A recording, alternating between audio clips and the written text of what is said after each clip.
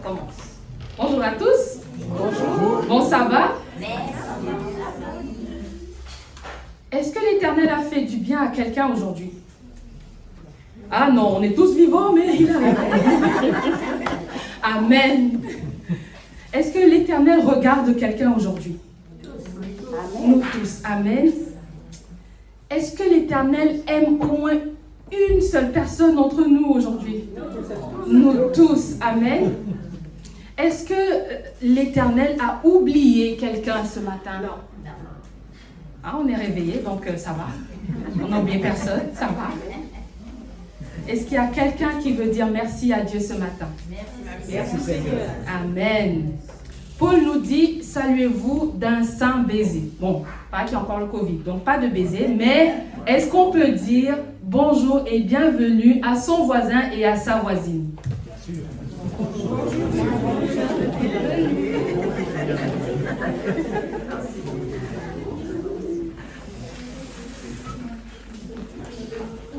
Il y a des visages que je ne connais pas, bienvenue. Les visages que je connais, bienvenue. Bienvenue à tous, à chacun, dans la maison de notre bon Père Céleste. La parole de Dieu nous dit dans Philippiens, c'est pourquoi aussi Dieu l'a souverainement élevé et lui a donné le nom qui est au-dessus de tout nom, afin qu'au nom de Jésus, tout genou fléchisse dans les cieux, sur la terre et sous la terre, et que toute langue confesse que Jésus-Christ est Seigneur à la gloire de Dieu le Père. Amen. Amen. Nous allons nous lever et chanter ensemble dans le Gemme 720.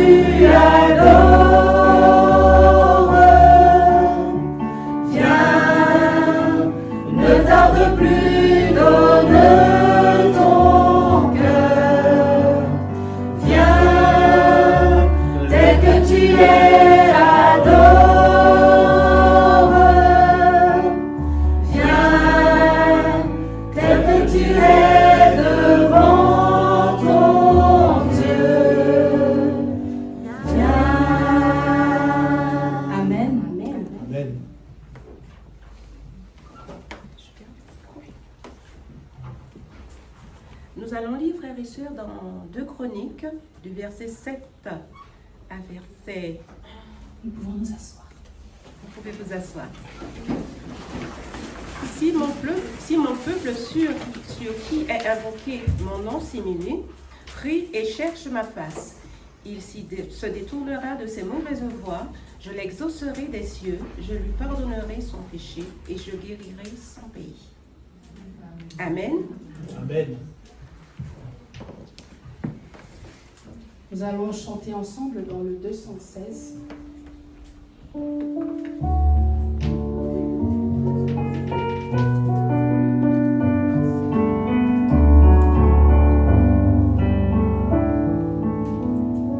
Si mon peuple, sur qui est invoqué mon nom, s'humilie, prie et me cherche.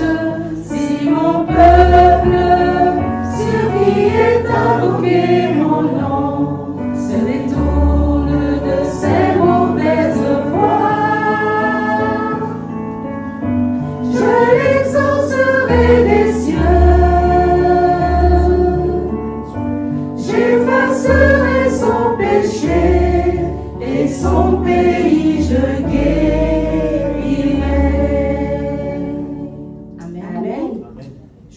invite, après avoir chanté ces paroles de la Bible, de prendre la position que nous voulons. Nous avons 1 minute, seul à seul avec notre Dieu. Et puis Philippe va faire la prière pastorale.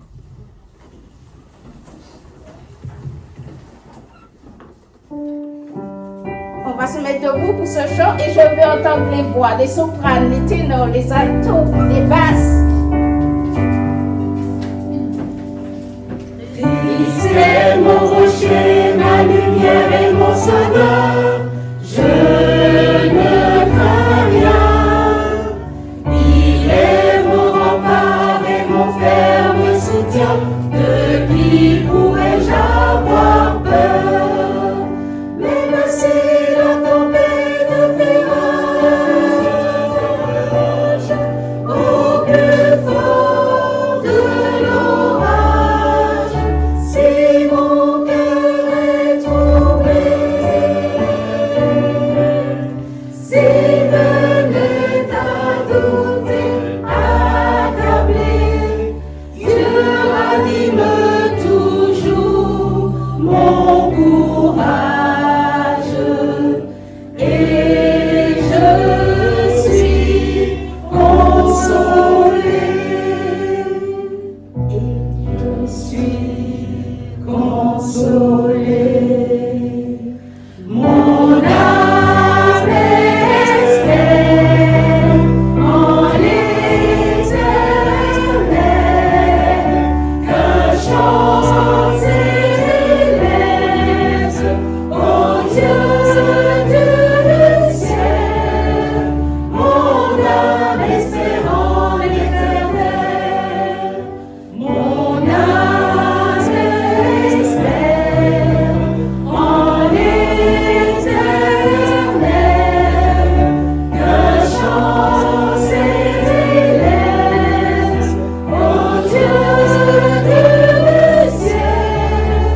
Mon âme espère en l'Éternel.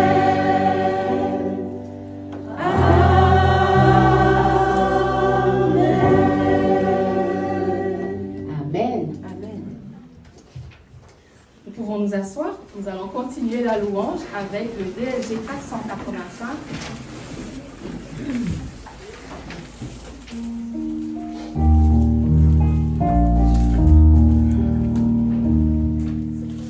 Comme un enfant qui sert son père avec amour, avec bonheur, je veux t'aimer, je veux te plaire, te servir, ô Dieu, mon sauveur. Je veux t'aimer, je veux te plaire, te servir, ô Dieu, mon sauveur. Comme un enfant, je veux sans crainte te livrer mon cœur à toujours, accomplir ta volonté sainte, compter sur ton divin secours, accomplir ta volonté sainte, compter sur ton divin secours. Comme un enfant, je veux sans Pardon. Oh, viens par ta puissante grâce, affermir en moi ce désir.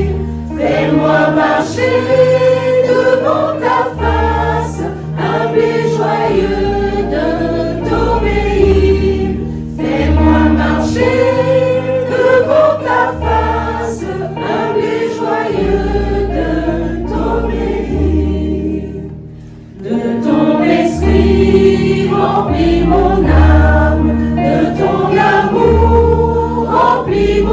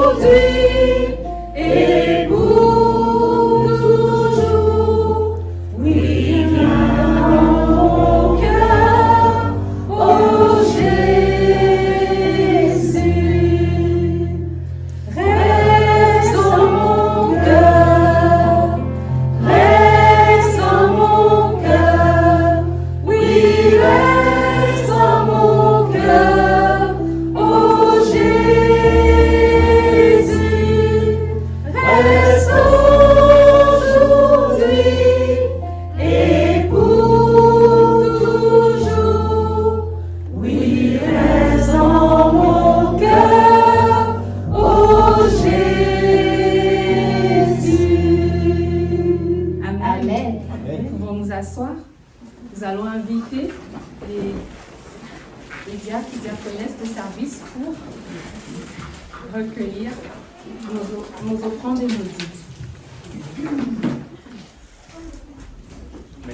Merci Jennifer pour cette belle histoire de Naaman, que vous connaissez tous très bien, les adultes, pas vrai. Et elle nous rappelle quel Dieu nous servons, à quel Dieu nous croyons, un Dieu qui guérit et qui veut nous guérir de toutes les maladies. Amen. Et encore ce matin, je vais vous parler de guérison, à ma manière. Alors, puisqu'on parle de maladie, vous savez quelle est l'une des grandes maladies du siècle. Il y en a plusieurs, enfin au moins quelques-unes, on peut les compter sur les doigts d'une main. Mais ce matin, j'aimerais vous parler en particulier d'une maladie qui frappe l'humanité tout entière, mais je dirais aussi l'Église, parce que nous ne sommes pas épargnés. On appelle ça aujourd'hui la dépression, être dépressif. Êtes-vous un chrétien dépressif, les amis? Non? Pas du tout? Ça ne vous arrive jamais. La déprime, vous ne connaissez pas. Vous êtes bien. Bon. Comment? La même chose, déprime et dépression. Je sais bien. Il y a la déprime et il y a la dépression. Effectivement. Mais quelquefois, la déprime peut précéder la dépression. Ou pas. Mais ça peut arriver à tout le monde, c'est vrai, d'être en tout cas dans un moment de déprime. Et on le verra, ça arrive même aux plus grands, aux plus solides, à ceux qu'on pense être des rocs. Alors justement, comment éviter, en tant que chrétien, de tomber en déprime, une forme de déprime spirituelle, parce que ça peut aussi nous arriver. Ne pensons pas que tous les jours, tout est rose, et que nous n'avons pas aussi des moments peut-être plus difficiles, où nous avons une forme de dépression. Si vous appelez ça déprime, c'est bien, mais ça peut être aussi une courte ou moins courte dépression. Alors, est-ce que ça vous est arrivé de fabriquer vous-même un objet? Est-ce qu'il vous est arrivé avec vos mains, avec votre esprit créatif, de fabriquer un objet que vous avez pu ensuite utiliser et qui vous a servi dans votre vie courante? Donc en ce qui me concerne, suite à des études de mécanique générale que j'ai faites dans les années 70, ça remonte déjà, donc je ne vais pas vous donner mon âge, en fin de parcours scolaire, je devais, c'était, disons, le travail qu'on nous avait demandé, fabriquer un petit étau multidirectionnel. Alors voilà, ça c'est le thème donc, du message pour aujourd'hui. Qui suis-je? Qui suis-je pour Dieu? Et donc, je me suis mis à fabriquer toutes les pièces. Alors, l'étau en question ressemble un petit peu à celui qui est affiché à l'écran. Et je l'ai gardé pendant des années, et puis là, je l'ai perdu. C'est bien dommage parce que c'est toujours un souvenir d'un moment créatif, même si ça reste de la mécanique. Mais c'est quand même intéressant de pouvoir fabriquer des objets et de pouvoir les utiliser ensuite. Alors, pour ce petit étau multidirectionnel, il fallait que j'usine moi-même toutes les pièces, je les fabriquer moi-même. Là, c'est vrai que c'est un étau qui est fabriqué à l'échelle industrielle. Voilà, donc ça va très vite pour fabriquer ce genre de pièces. Mais à l'école, on nous demandait de le créer de A à Z. Et donc, il fallait que j'usine les pièces, que je fasse durcir certaines parties de l'étau, on appelle ça tremper l'acier trempé. Et puis ensuite, bien sûr, il fallait que j'assemble tout ça et puis que ça fonctionne. Voilà. C'est un peu de mécanique générale. Voilà. Vous expliquer quel était mon premier métier, mais ça fait bien longtemps que je ne pratique plus. Alors, lorsque vous avez conçu ou élaboré un outil, quel qu'il soit, et surtout quand vous l'avez créé de A à Z, eh bien, vous connaissez mieux que quiconque donc les possibilités de fonctionnement de cet outil. Et je dirais qu'il en est de même avec Dieu nous concernant, et je vous invite à lire le psaume 139. Alors, le texte sera affiché à l'écran, donc mais vous pouvez aussi ouvrir vos Bibles.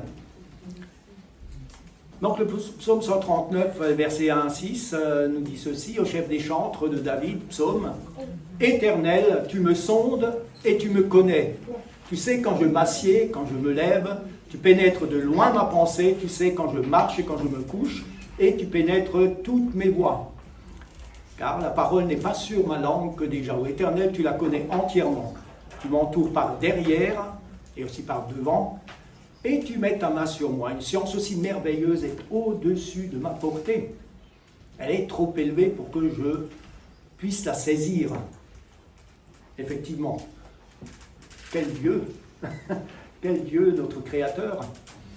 Et le psaume continue à partir du verset 13.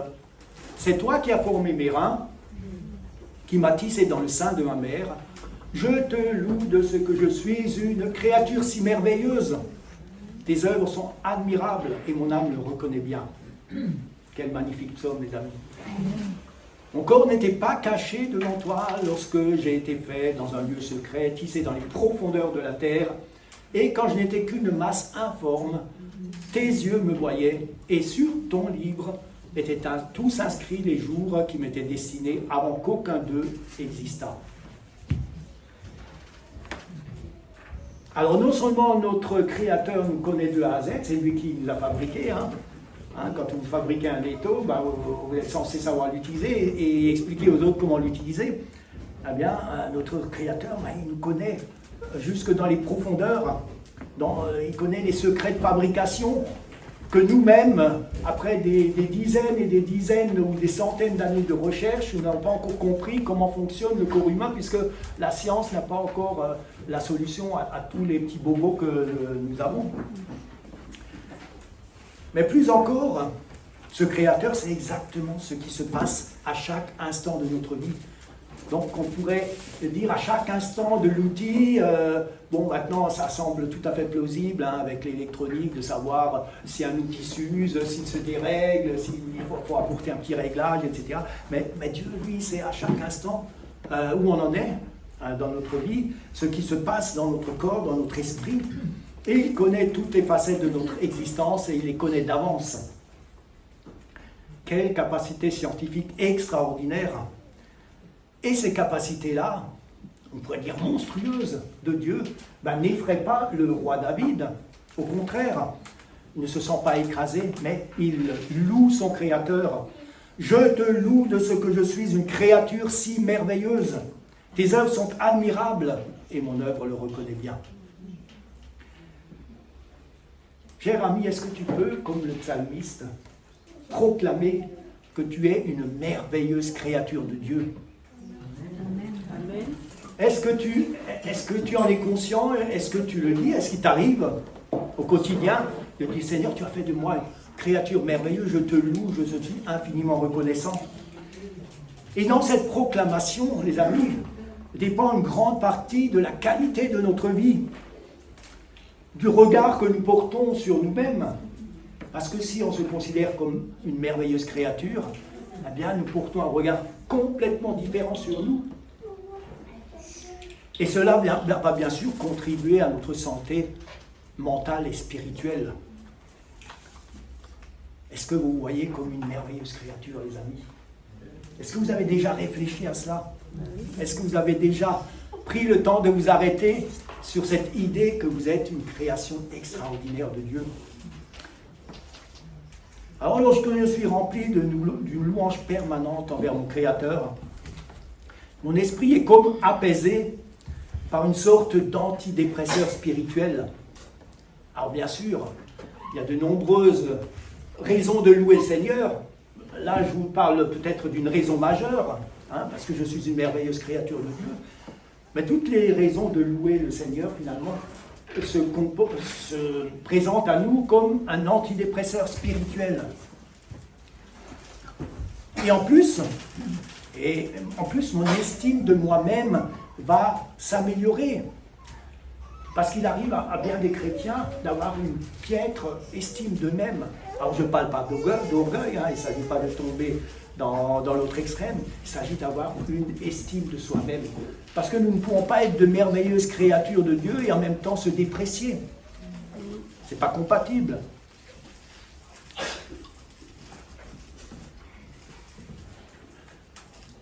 Donc proclamer que je suis une merveilleuse créature va contribuer finalement à hisser, à augmenter donc l'estime de moi-même. Et c'est important pour vivre, comment dire, dans la joie, dans la paix et pour éviter les coups de déprime qui peuvent quand même arriver malgré tout, et surtout la dépression spirituelle.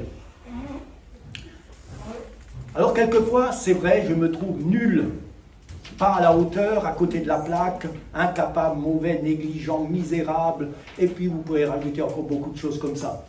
Et c'est vrai que nous sommes des êtres pécheurs et que nous ne trouvons pas toujours au top, pas vrai?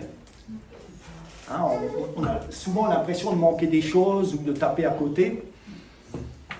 Et il est important justement à ce moment-là de nous rappeler que nous avons été créés à l'image de Dieu, comme de merveilleuses personnes dont le péché et notre nature pécheresse n'enlèvent rien à cette vérité fondamentale, je suis une merveilleuse créature.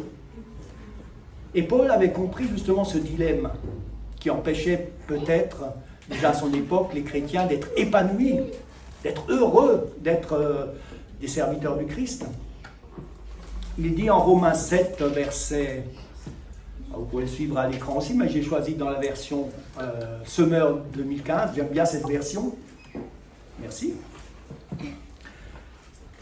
Dans mon être intérieur, je prends plaisir à la loi de Dieu, mais je vois bien qu'une autre loi est à l'œuvre dans mon corps. Elle combat la loi qu'approuve ma raison, et elle fait de moi le prisonnier de la loi du péché qui agit dans mes membres. Malheureux que je suis, qui me délivrera de ce corps voué à la mort? Dieu soit loué, c'est Jésus-Christ notre Seigneur. Et ce conflit intérieur, voyez-vous, il peut quelquefois affecter aussi notre image de nous-mêmes. Ah, j'ai un concurrent, c'est bien. Une relève. Voilà. Il ne me faut pas seulement une relève pour mon métier d'agent de contrôleur des trains SNC, mais aussi c'est important qu'il y ait la relève sur la chaîne. Merci Daniel. Daniel m'incite à boire. Hein.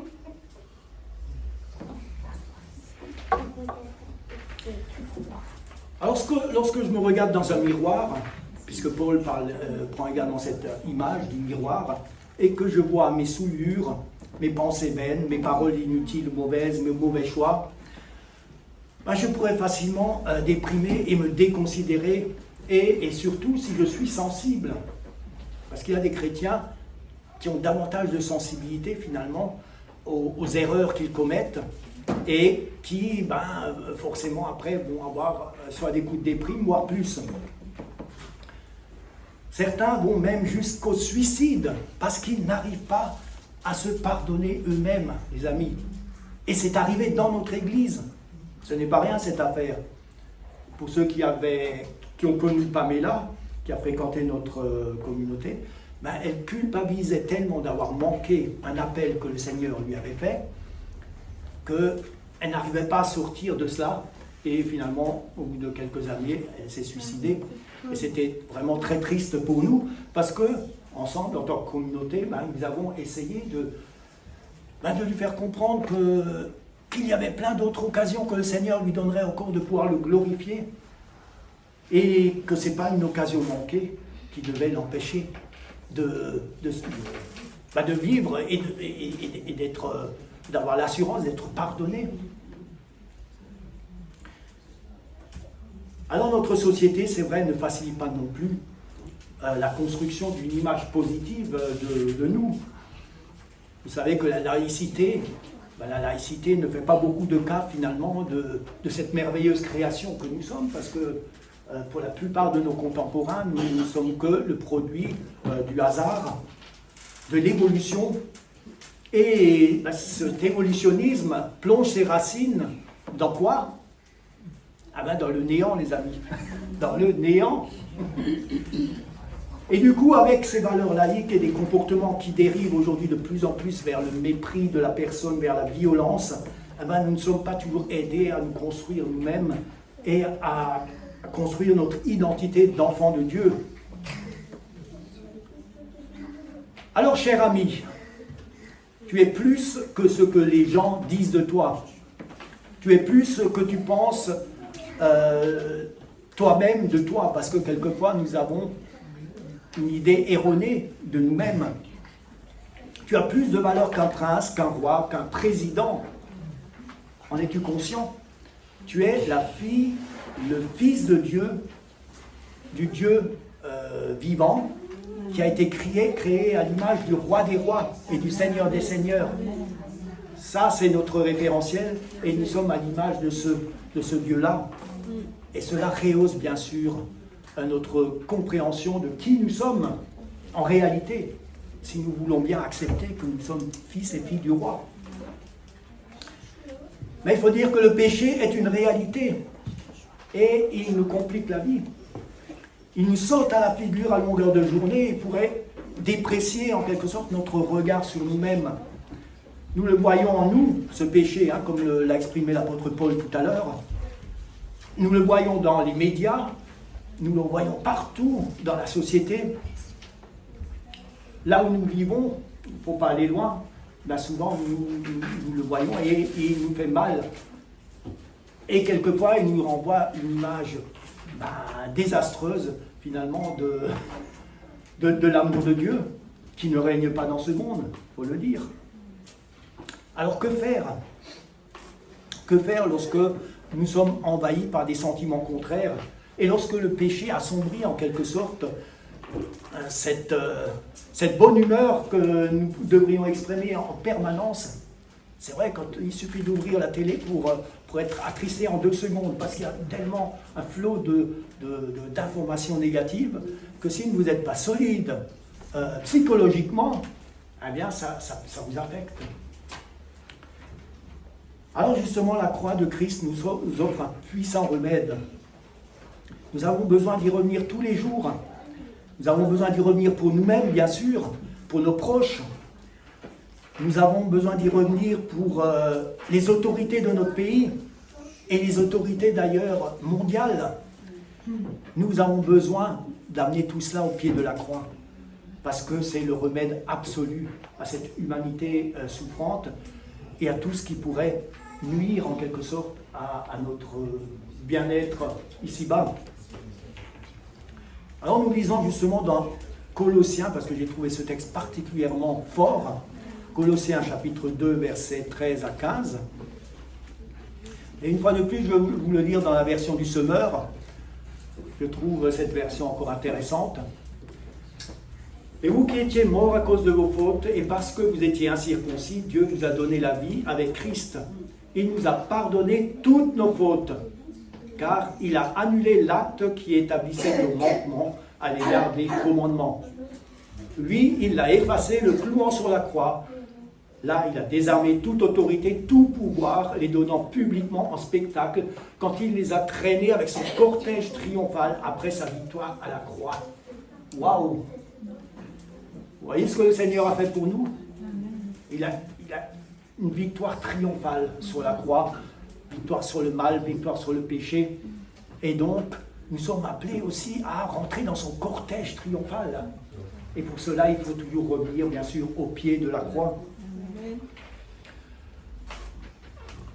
Alors c'est là justement un dilemme sérieux auquel chacun de nous devons faire face.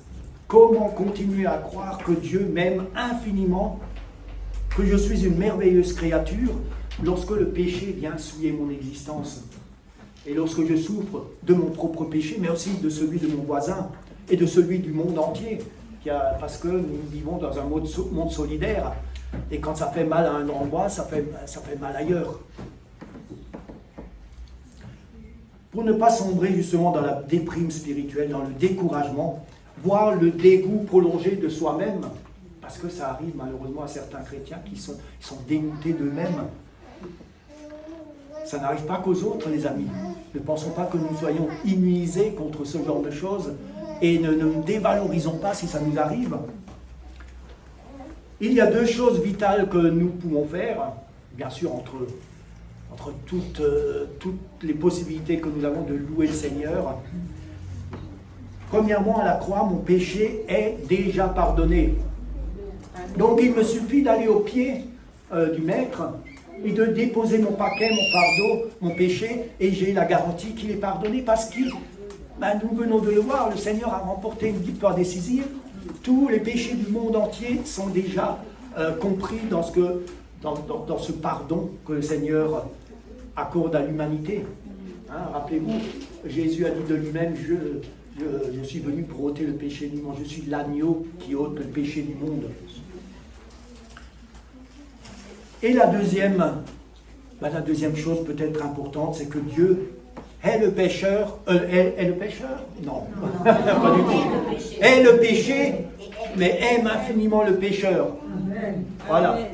Et ça, c'est une vérité aussi que nous devons avoir constamment sous les yeux, parce que sinon, nous pensons que nous ne valons rien, parce que nous avons peut-être fauté à l'une ou l'autre occasion. Peut-être parce que nous nous rappelons qu'effectivement, nous avons fait des choses peut-être graves dans notre vie. Et il y a des personnages dans la Bible comme David qui auraient pu culpabiliser toute sa vie parce qu'effectivement il n'a pas commis des petites erreurs. Hein, lui il est allé à fond. Il a mis les pieds dans le plat et il en a bien sûr eu les conséquences aussi, mais il a eu de l'assurance que le Seigneur lui a pardonné. Et ça, c'est important pour chacun d'entre nous.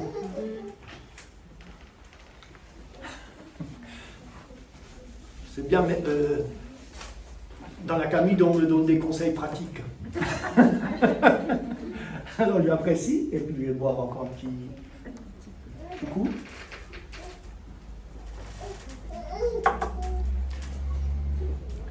Voilà donc deux choses pour ne pas tomber dans la déprime spirituelle.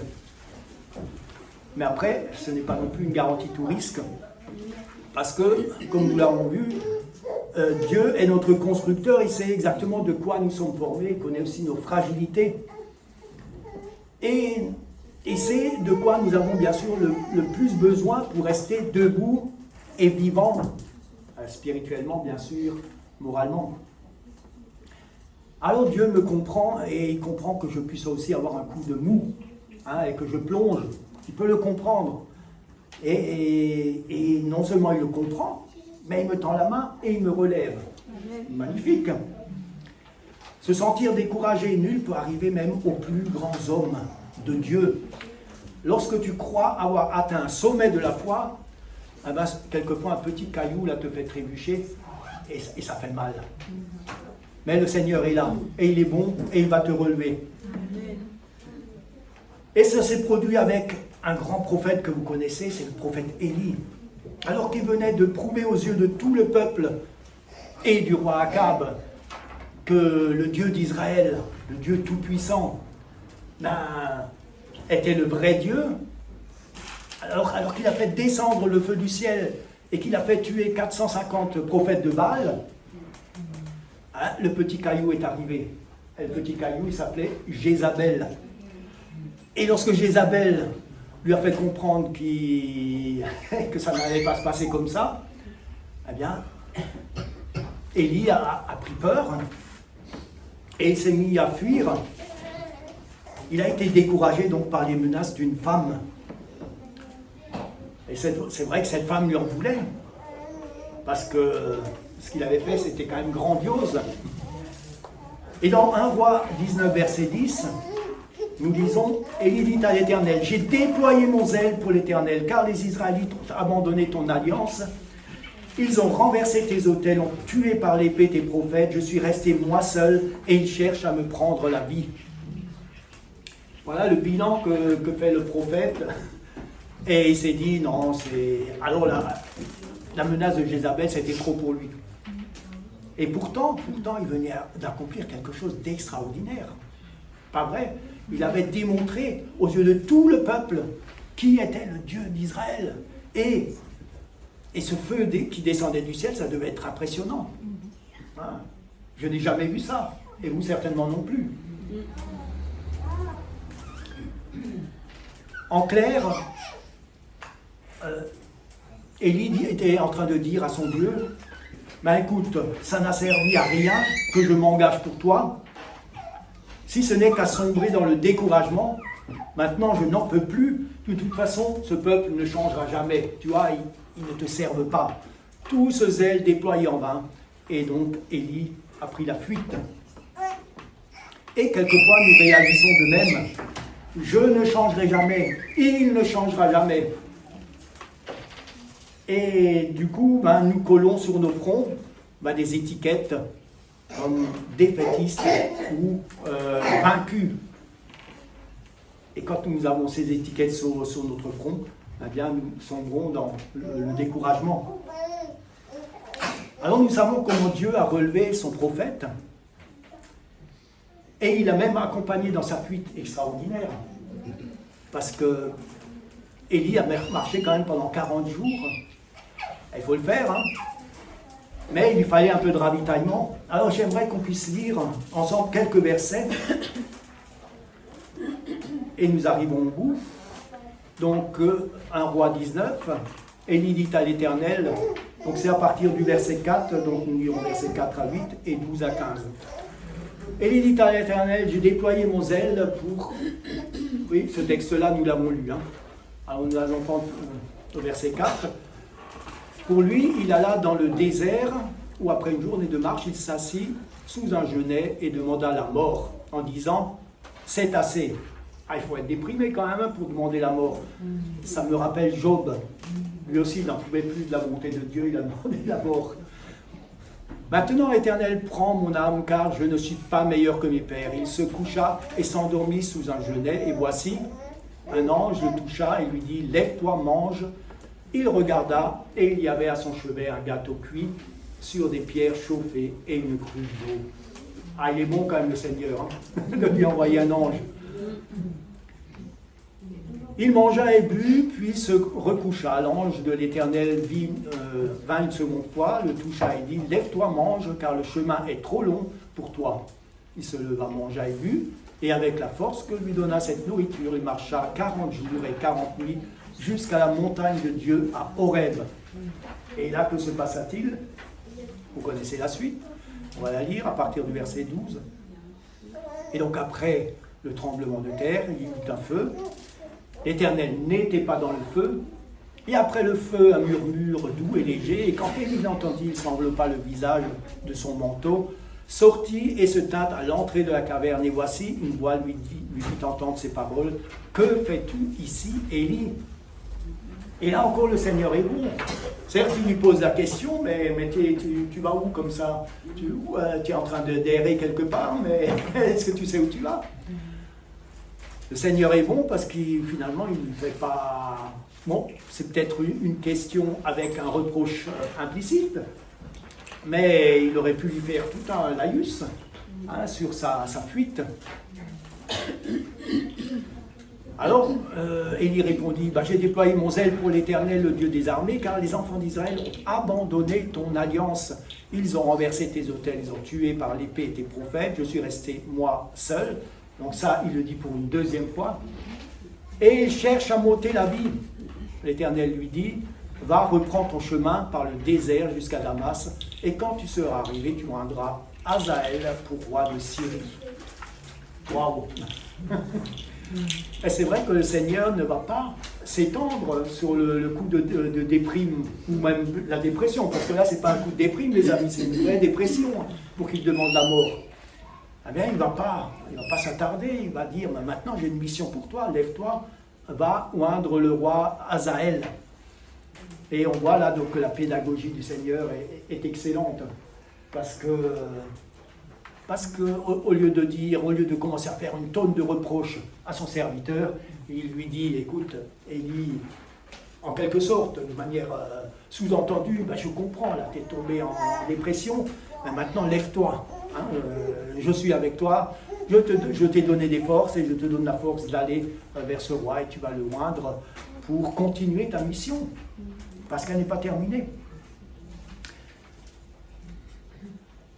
Voilà, en conclusion, je voulais dire que tout simplement, je dois croire, chanter, confesser et répéter sans cesse que je suis une créature merveilleuse. Alors je ne vous garantis pas que je vais le faire tous les jours, mais c'est important de nous en souvenir, parce que ce Dieu qui nous a créés est un Dieu infiniment bon. Il connaît parfaitement qui nous sommes et il veut notre bien. Et rien ne peut nuire à la valeur que Dieu nous porte. Dieu me porte une valeur. Eh bien, vous savez quelle est cette valeur? C'est la valeur du sang précieux de Jésus-Christ. Et ni mon péché, ni mon manque de foi, ni la piètre opinion que je pourrais avoir de moi-même ne pourront empêcher finalement Dieu de me relever et de m'élever à ma condition d'enfant de Dieu, de fils et de fille du Dieu vivant. Alors, cher ami, je voulais simplement te dire ce matin que tu es précieux aux yeux de Dieu. Tu es important aux yeux de Dieu. Tu as une grande valeur aux yeux de Dieu, alors ne te dénigre pas. Amen. Et j'aimerais lire avec vous, pour terminer, nous terminons juste par ces lectures, Jérémie 31, versets 3 à 7. Et après, je vous inviterai aussi à prendre vos Bibles, parce que je trouve un des plus beaux textes de la Bible qui va bien avec le thème.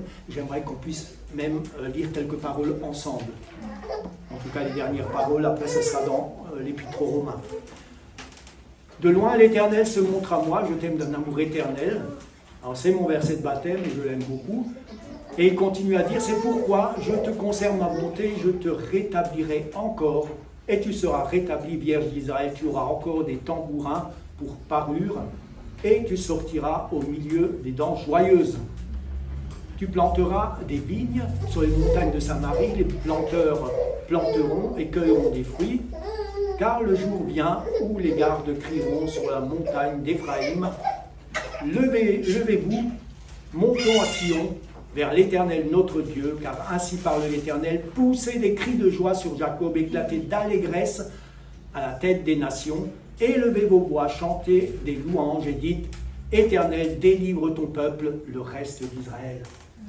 Oui, le Seigneur est un grand Dieu, il nous délivre, et il nous délivre bien sûr par sa parole puissante, et aussi par toutes ces doses d'amour qu'il nous communique. Et une des plus grandes doses, c'est celle dont nous voulons nous parler. Tu es une merveilleuse créature que j'ai créée pour ma gloire. Allez, terminons si vous voulez bien par ce texte. Alors, il ne sera pas affiché à l'écran. Vous allez pouvoir ouvrir vos Bibles. Et j'aime aussi beaucoup, bien sûr, ce texte de Romains. Là, Romains, on est au chapitre 8. Et on peut lire à partir du verset 31. Dans la version Louis II, cette fois-ci. Et je vous inviterai, si vous voulez bien, à qu'on puisse lire ensemble les derniers versets de ce passage. Que dirons-nous donc à l'égard de ces choses? Si Dieu est pour nous, qui sera contre nous? Lui qui n'a point épargné son propre Fils, mais qui l'a livré pour nous tous, comment ne nous donnera-t-il pas aussi toutes choses avec lui? Qui accusera les élus de Dieu? C'est Dieu qui justifie. Qui les condamnera? Christ est mort, bien plus il est ressuscité, il est à la droite de Dieu, et il intercède pour nous. Et à partir de maintenant, je vous invite à lire avec moi. Qui nous séparera de l'amour de Christ? Sera-ce la tribulation, ou l'angoisse, ou la persécution, ou la faim, ou la nudité, ou le péril, ou l'épée? Selon qu'il est écrit, c'est à cause de toi qu'on nous met à mort tout le jour, qu'on nous regarde comme des brebis destinées à la boucherie. Mais dans toutes ces choses, nous sommes plus que vainqueurs par celui qui nous a aimés, car j'ai l'assurance que ni la mort, ni la vie, ni les anges, ni les dominations, ni les choses présentes, ni les choses à venir, ni les puissances, ni la hauteur, ni la profondeur, ni aucune autre créature ne pourra nous séparer de l'amour de Dieu manifesté en Jésus-Christ notre Seigneur. Amen.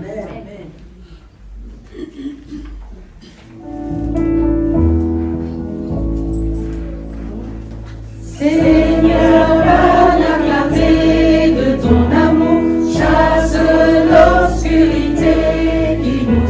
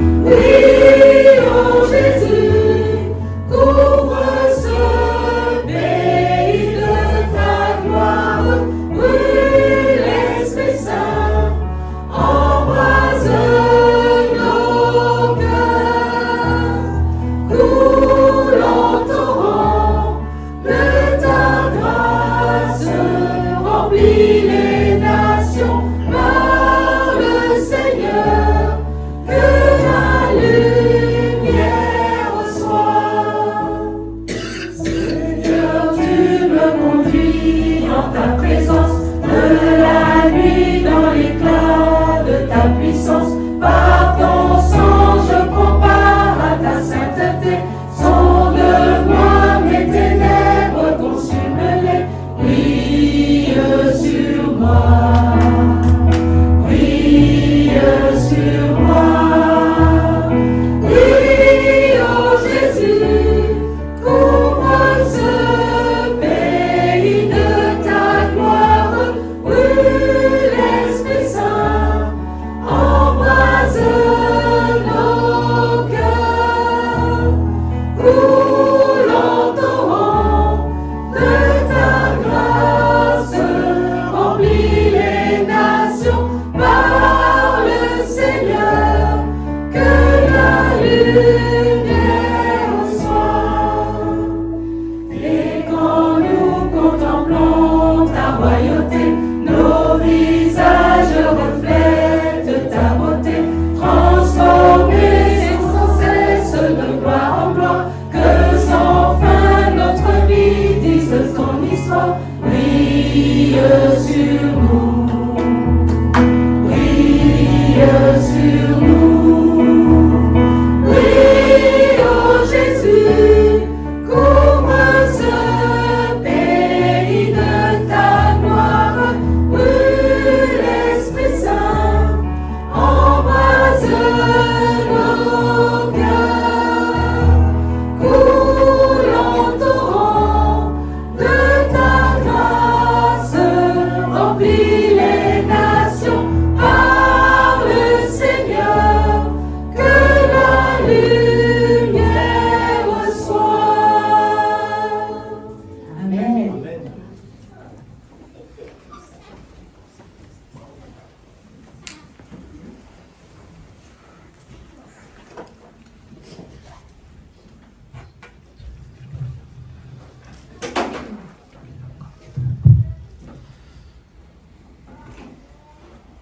Je vous invite à prier. Notre Père qui es aux cieux, que ton nom soit sanctifié et que ton règne vienne, que ta volonté soit faite, Seigneur, sur la terre comme elle est faite dans le ciel. Merci, cher Saint-Esprit, d'avoir été présent parmi nous ce matin. Merci à Jésus-Christ pour la victoire remportée à la croix et qui nous assure, qui nous garantit et qui nous laisse entrevoir la vie éternelle. Parce que même si nous avons des difficultés, Seigneur, et même si tout n'est pas rose sur cette terre, nous apprécions la vie que tu nous as accordée. Et grâce à la vie que tu nous as accordée, nous savons ce que c'est que de recevoir et d'aimer. Cela vient de toi et nous voulons te remercier, Seigneur. Seigneur, tu nous as créés à ton image et nous voulons te remercier de nous avoir créés à ton image.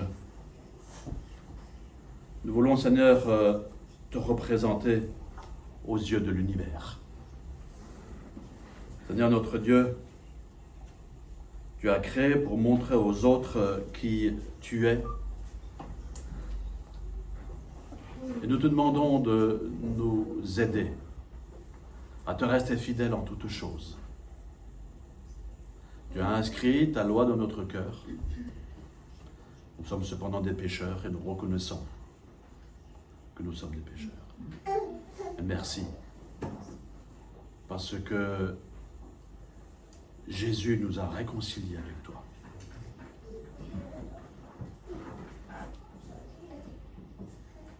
Et alors que nous retournons dans nos demeures, merci de nous accompagner et de nous libérer de tout sentiment de culpabilité. Accorde-nous la grâce et que là où tu places, Seigneur, nous puissions briller pour toi, te donner du poids et vivre de façon digne d'être appelés tes enfants, fils et filles de Dieu. C'est notre prière et nous te l'adressons humblement, mais sincèrement au nom de Jésus-Christ, notre Sauveur bien-aimé. Amen. Recevons la bénédiction du Seigneur, que l'Éternel vous bénisse et qu'il vous garde. Que l'Éternel fasse luire sur vous tous sa face et qu'il nous accorde sa grâce, que l'Éternel tourne sa face vers nous tous et qu'il nous donne sa paix. Amen. Amen.